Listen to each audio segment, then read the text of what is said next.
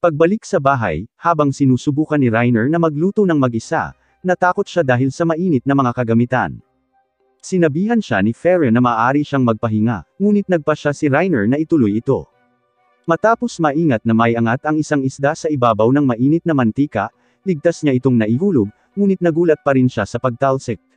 Samantala, sinabihan ni Mires si Reiner na bilasan ito, ngunit sinabihan siya ni Fere na maghintay ng matyaga. Tinuruan niya ang batang babae na ang lahat ng magagandang bagay ay nangangailangan ng oras, tulad ng kung paano lumakas si Arl pagkatapos ng hindi mabilang na oras ng mahirap na pagsasanay. Gayunpaman, naisip ni Mire na hindi maihahambing si Reiner kay Arl, at sumang-ayon siya. Alam ni Reiner na dumaan siya sa mas mahirap na pagsasanay kaysa sa kanya at iniisip kung ano ang ginagawa niya ngayon. Sa Blue Magic Academy, hiniling ni Arl sa kanyang guro, si Henel, na kumuha ng promotion exam. Sinabihan siya ni Fere na maghintay hanggang sa katapusan ng taon, ngunit tinanong siya ni Arl kung maaari niya itong irekomenda sa isang pambihirang kaso. Ipinaalala sa kanya ni Henel na tanging mga espesyal na estudyante lamang ang maaaring makakuha ng mga exception, kaya inalok niya na ipakita sa kanya ang kanyang mahika ng tubig. Bumantong hininga siya at inalok na ipapromote siya kung maganda ang kanyang performance sa kanyang mga klase. Gayunpaman, sinabi ni Arl sa kanya na ayaw niyang kumuha ng mga walang kwentang klase, na ikinagalit niya dahil ninsulto si Henel sa komento ni Arl. Nilinaw niya na ang mga klase nito ay hindi naman talaga walang kwentang klase, ngunit masyadong mababa ang antas ng mga ito para sa isang taong may ganitong kasanayan.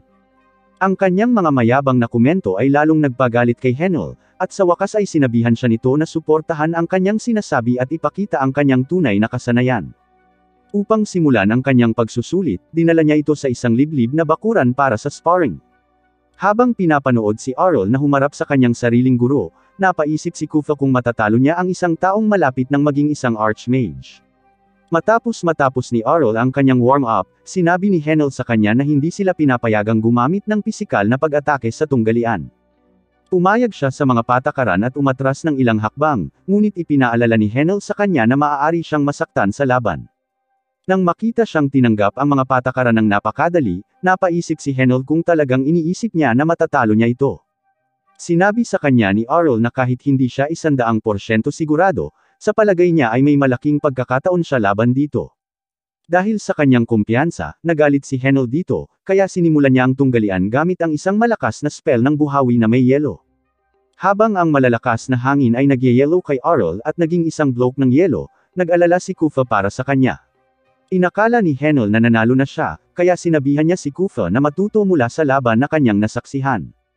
Bigla, binasag ni Arl ang yelo mula sa loob, na nagpakita ng skill sa ice barrier na ginamit niya upang protektahan ang kanyang sarili. Sa wakas ay nagulat si Henel sa kanyang lakas. Kaya, tumawag siya ng isang dosenang ice spike upang atakihin siya. Kumalma siya, iniisip na ito ay isang pangunahing kasanayan lamang, ngunit biglang lumikha si Arl ng isa pang pangkat ng mga icicle. Di nagtagal ay pinaputok niya ang kanyang mga icicle upang atakihin si Henel, ngunit lumikha siya ng sarili niyang mga ice edge upang magtanggol laban sa mga ito. Nang makita siyang ipinagtatanggol ang kanyang atake, naisip ni Arl na si Henel ay tunay na kwalipikado na maging isang guro. Samantala, naalala ni Henel na ginamit din ni Arl ang parehong atake sa kanyang pagsusulit sa pasukan, kaya naisip niya na ito ang kanyang espesyalidad na kasanayan. Sinabi niya kay Arl na ang mga spell ng yelo ay kanyang espesyalidad din. Kaya, hinamon niya siya sa isang ice edge duel. Matapos lumikha si Arl ng mas maraming yelo kaysa dati, madaling napantayan ni Henel ang kanyang atake. Ngunit sa pagkakataong ito, bumuo rin si Arl ng 100 yelo sa kanyang kaliwa, kanan, at direkta sa likuran niya, na ikinulong siya sa loob ng isang bilog ng yelo.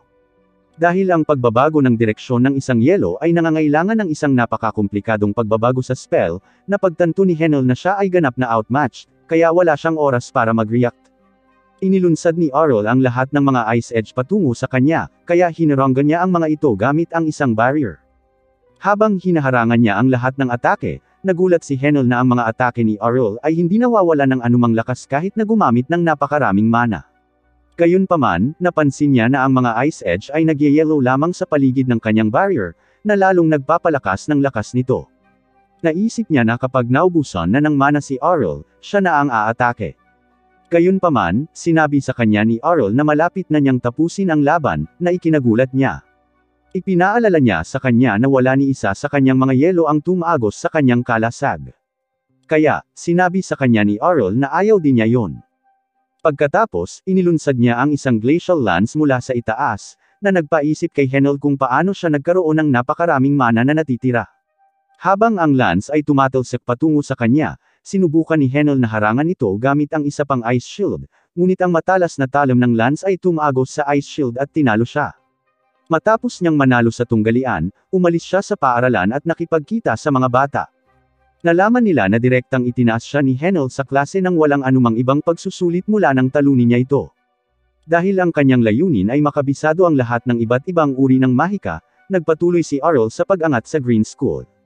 Habang nakikipag-usap siya sa kanyang guro sa Wind School kasama si Colette, sinabi nito sa kanya na ang Green School ay walang ginagawang exception tulad ng ibang mga paaralan. Nang marinig ang matatag na pagtanggi ng kanyang guro, sinubukan ni Colette na hilahin palayo si Arl. Pagkatapos ay tiningnan ng guro ang aklat ng patakaran ng paaralan at nalaman na maaaring direktang e-promote ng punong guro ang mga mag-aaral kung gusto nila.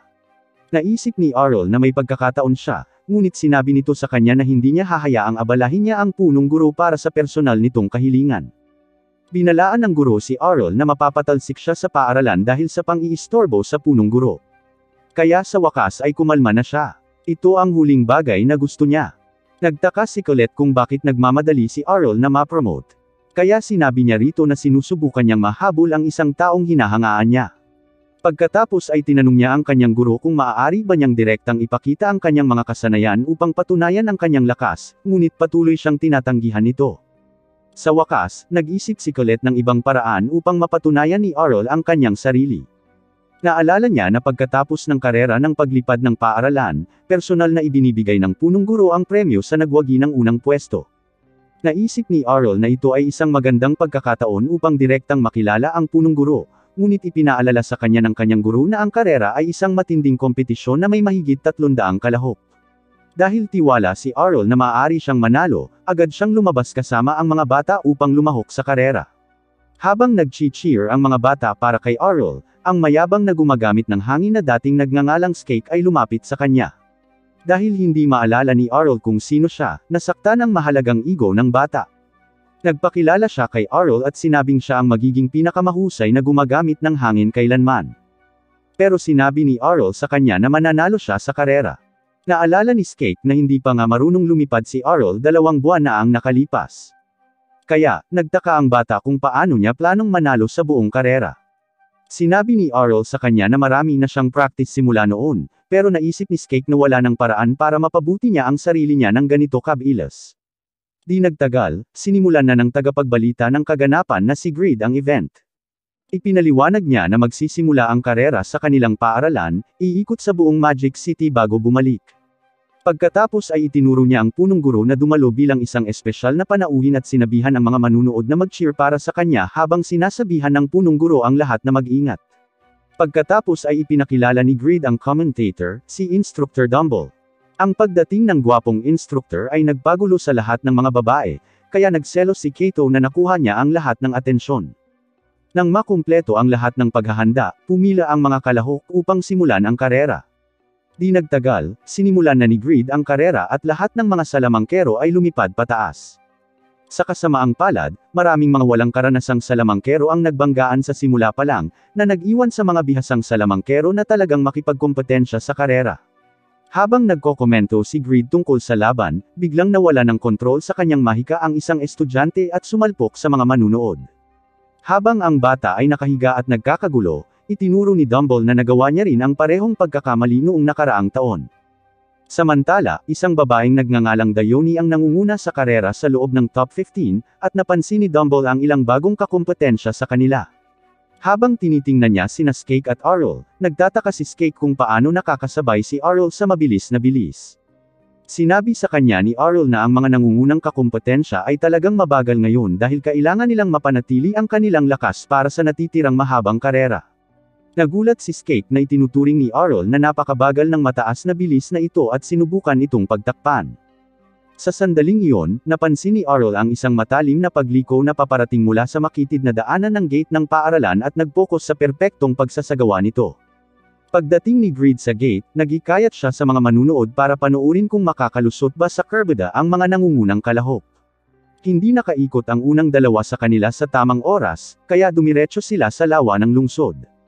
Sa likuran nila, sinigurado ni Skate na perpektong lumiko, at nakalabas siya pagkatapos ng matinding pagsisikap. Akala ni Skate ay naiwan na niya si Arl, ngunit madali siyang nakasunod sa kanya ng relax na bilis. Maya-maya, sinundan ni Greed ang mga estudyante habang lumilipad sila sa paligid ng lungsod, napansin na nasa kalagitnaan na ang karera, at nakita si Dayoni na nangunguna sa kompetisyon. Iniisip ni Dumble ay mananalo siya dahil nanalo rin siya sa huling 3 karera. Gayunpaman, nasabayan siya ni Skate at Arl. Kaya, naisip ni Greed na makakakita sila ng isang kapana-panabik na pag-atake. Samantala, nagulat si Dayoni na nasasabayan ng mga estudyante ng first year ang kanyang bilis. Kaya, nagpasya siyang maging seryoso. Kaya, dinagdagan niya ang kanyang bilis at mas lumayo pa. Kaya, sinubukan din ni Skate ang kanyang makakaya para makahabol.